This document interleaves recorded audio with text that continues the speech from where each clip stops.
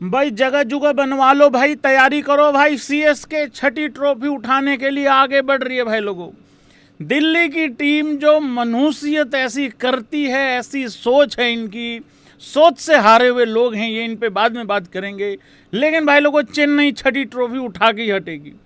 यार एक बात बताओ पीले वालों, चलो मुझे तो लगता था दिल्ली जीतेगी ठीक है, मेरा थोड़ा थैंक यू करना भी बनता है, घोड़े मैंने ही लगवाए हैं प्रेडिक्शन करके। मुझे तो लगता था दिल्ली जीतेगी। अबे तुम इतना हैरान क्यों हो जाते हो एक मैच जीत के? देखिए भाई लोगों, वीडियो को लाइक करते जाएं, चैनल को सब्सक्राइब करते जाएं, मीटर खींच के रखें, ढील बिल्कुल देनी नहीं है। हम रो रहे हैं जो चाहते थे चेन्नई हारे। तुम चेन्नई वालों तुम हंस लो, और खुल के एक बार ही हंस लो, और स्पैम भी कर दो भाई लोगों, येलो दिल सभी भाई जितने भी सीएसके वाले हैं। देखो यार बात सुनो, देखो 2-3 फैक्ट वाली बातें करनी है। फैक्ट ये है कि संजू ही है, जो है संजू ही है। फैक्ट ये है कि इतनी सारी भाई लोगों टीम में इंजरीज हुई हैं सीएसके की। सबसे मेन बात, कप्तानों के कप्तान नहीं है, थाला नहीं है, और थाला से पहले भाई लोगों आयुष म्हात्रे नहीं है, ठीक है, खलील नहीं है, और भी कितनी सारी इंजरी हैं। मतलब इंजरी आईपीएल शुरू होने से पहले ही हो गई थी इन लोगों को। तो वो सारा कुछ कर करा के भी सीएसके इस सिचुएशन में खड़ी है कि उनको बचे हुए 4 में से कितने जीतने हैं, स्पैम करो। बचे हुए 4 में से उनको 3 जीतने हैं। हालांकि कुछ सीएसके के लोग ये भी कह रहे हैं कि 4 में से 4 जीतेंगे, 18 पे जाएंगे, और टॉप 2 के लिए भी लड़ाई लड़ेंगे। भाई देखो ऐसा है, अभी जिंदा हो तो अभी जिंदा वाली बात करो, उड़ने वाली अभी बात मत करो। मैं सच्ची बता रहा हूं, जब बचे हुए 5 मैचों की बात हो रही थी तो मैंने सबसे पहले क्या कहा था, अगर डीसी को हरा लिया फिर भाई क्वालिफिकेशन तय है लगभग लगभग। अब तुम लखनऊ से मत हार जाना। किस किस को लगता है लखनऊ से हार जाएंगे? देखो लखनऊ से हारना बनता नहीं है भाई। दिल्ली और सनराइजर्स हैदराबाद ये 2 बहुत ज़्यादा मुश्किल मैचेस थे, एक दिल्ली वाला जीत लिया है। अब बचे हुए जो 4 मैचेस हैं वो किस किस के खिलाफ हैं, जरा यहीं बता दूं भाई लोगों।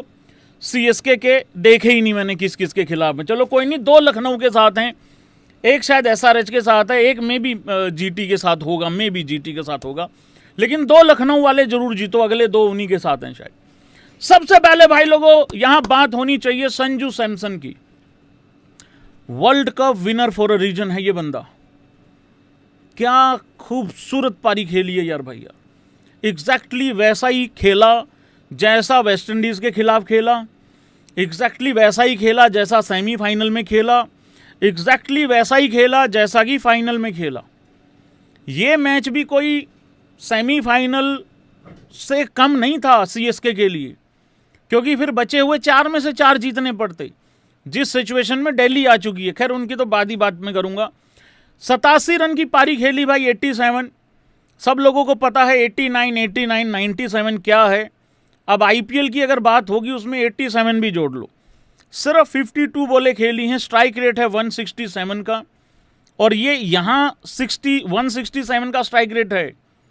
अगर ये कहीं ठीक ठाक पिच पे होता ये शायद स्ट्राइक रेट 220 होता, 210 होता, और यहाँ का 167, कहीं भी दूसरी जगह का 200 स्ट्राइक रेट सेम ही होगा लगभग लगभग। इतनी अच्छी पारी खेली है। दूसरी विकेट, पहली विकेट जल्दी गिर गई 24 रन पे। यार यही मिड इनिंग में यही बात हो रही थी, संजू को आउट करना पड़ेगा, संजू के बगैर ये मैच दिल्ली नहीं जीत सकती। रही बात गोटिये की, गोटिये का पिछला मैच अच्छा आ गया था, ये खराब हो सकता था। उर्विल इम्पैक्ट मार सकता था, मारने की पूरी कोशिश भी की उसने, लेकिन वो जल्दी निपट गया, सस्ते में छूट गया था, पीछा छोड़ दिया था उसने डीसी का। पर एक आदमी इतने भरोसे के साथ खड़ा रहता है, इतना कॉन्फिडेंस के साथ खड़ा रहता है, जिसका नाम है संजू सैमसन। कमाल ही करता है यार ये बंदा, क्या खेलता है ये। ना खतरनाक लगता, ना ये लगता मैच मरवा देगा। पहली शायद 10-12 बॉल में तो रन बॉली टाइप का चल रहा था सिस्टम, कुछ ऐसा ही था। तो इतना अच्छे तरीके से भाई लोगों खेल लेता है। मैं तो एक बात और बोल रहा हूं भाई लोगों, हाँ या ना करना जरा सारे भाई बंदो। अगर कोई जुगाड़ तुगाड़ कर करा के 2028 वाला अगर T20 वर्ल्ड कप अगर जून में रखवा दिया जाए तो इंडिया का एक वर्ल्ड कप और पक्का ये ले आएगा अकेले दम पे। मुझे ये कहने में कोई गुरेज नहीं है, कोई फरेज नहीं है कि ये बंदा 2026 T20 वर्ल्ड कप का इकलौता ऐसा फैक्टर है जो मैच ले आया निकाल के। बाकी सबकी बॉलिंग, सबके 30-40 सब खराब हो गए होते। अगर ये नहीं होता तो हम रोते रहते हैं फाइनल में जाके हार गए। भाई सच्चाई ये है, हम सेमीफाइनल से पहले बाहर हो जाते वेस्ट इंडीज के खिलाफ। मैं हर मैच में ये बात बोलता हूँ। जब संजू की पहली 3 पारियां खराब आई पहले 3 मैचों में, वो सीएसके के भी चलो खराबी मैच थे, मैंने तब भी कहा था कि अगर संजू यहाँ 4-5 मैच खराब कर लेगा कोई दिक्कत नहीं, वर्ल्ड कप लाया हुआ है निकाल के। और वहीं पे दूसरी जगह पे भाई लोगों एक और लड़का छाया है जिसका नाम है कार्तिक शर्मा। देखो स्ट्राइक रेट कार्तिक शर्मा का 132 है, चाहिए भी इसके आसपास ही था, 130-40 के आसपास ही चाहिए था एक बंदा। दूसरी विकेट गिर गई थी कितने पे, 44-45 रन थे, ओवर नंबर 6.5 चल रहा था, मतलब 7वां ओवर चल रहा था वहाँ पे, तो 45 पे विकेट गिर गई। और उसके बाद मैं बाद में स्कोर कार्ड दिखाऊंगा, उसके बाद कुछ नहीं गिरा। उसके बाद गिरा है तो सिर्फ और सिर्फ डीसी वालों का जो बचा कुचा कॉन्फिडेंस था वो गिरा है। तो कार्तिक शर्मा भी भाई यहाँ पे 41 रन बना के चला गया 31 बॉल में। और ये बैक टू बैक 2 अच्छी पारियाँ इसकी भी आ गई हैं। बीच में भी हल्का फुल्का सा कुछ किया था उसने, मतलब उस हिसाब से, बाकी ठीक किया, इसने अच्छा किया है। और उधर से अगर सीएसके की बॉलिंग की बात करो, भाई सीएसके की बॉलिंग में सबसे ज़्यादा क्रेडिट किसको जाना चाहिए है, ज़रा स्पैम कर दो। देखो सबसे बड़ा क्रेडिट तो अकील को है, नूर को है, जिन्होंने अच्छी बॉलिंग कराई। इस मैच का पूरा डिफरेंस यही रहा है कि दिल्ली के स्पिनर क्या करके गए हैं, जोड़ी में बॉलिंग नहीं डाली उन्होंने, और उधर से सीएसके के स्पिनर पूरा एक यूनिट होके बॉल डाल के गए हैं।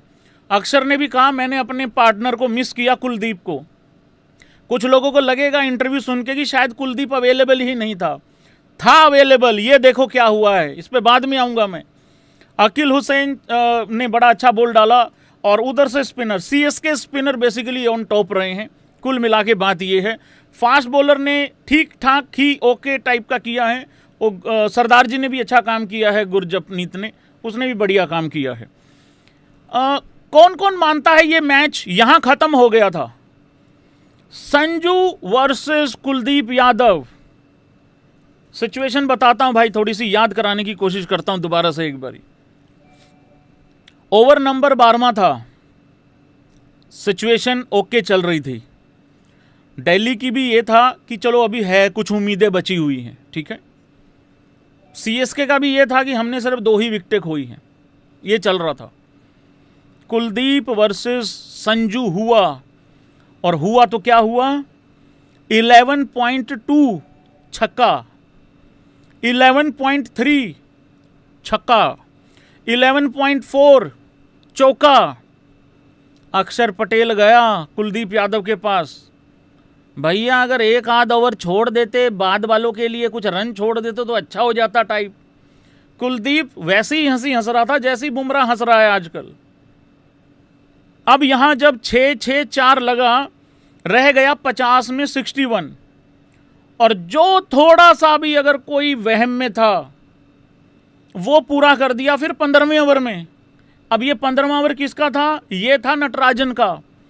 14.3 छक्का, 14.4 छक्का, 14.5 चौका।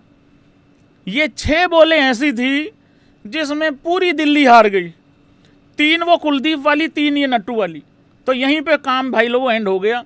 तो ये संजू वर्सेस कुलदीप का जो था, इसमें कुलदीप बहुत पीछे रह गया, और ये ओवर वो था जिसमें मैच खत्म हो चुका था। इस ओवर के बाद मैंने तैयारी चालू कर दी थी लाइव की, कि मैंने कहा भाई आज फिर घोड़े लग गए प्रेडिक्शन के। तो भाई लोगों अब मैं क्या करूं, अब मैं अगले 4 में से 4 मैच जितवा दूं सीएसके को। देखो जो लोग बोल रहे हैं अब बोल अब बोल अब बोल, और यार मैंने दिल्ली को चुना था, हो सकता है इसी कारण से तुम जीते हो भाई लोगों। तो प्रेडिक्शन लो, फिर सुनो, फिर बाद में चलेंगे स्कोर कार्ड पे, पहले पॉइंट्स टेबल पे भी चलेंगे। बचे हुए 2 मैच नहीं, 4 के 4 मैचों में सीएसके 4 के 4 जीतेगी भाई। 4 के 4 मैच सीएसके जीतेगी भाई। 18 पॉइंट के साथ नंबर 2 पे भी आ सकती है, क्योंकि हो सकता है ऊपर वाली टीमें भी फिसलें। तो उस तरीके से सिस्टम रहेगा। और सीएसके के भी तो मैचेस हैं ना, एक एसआरएच से है, एक जीटी से है, 2 एलएसजी से हैं। तो अब भाई लोगों, मैंने क्योंकि इतनी भयंकर प्रेडिक्शन दे मारी है, तो अब ये मुझे लग रहा है कहीं लखनऊ से ना धरे जाएं। तो अब मत बोलना कि भाई तू प्रेडिक्शन नहीं करता सीएसके के फेवर में।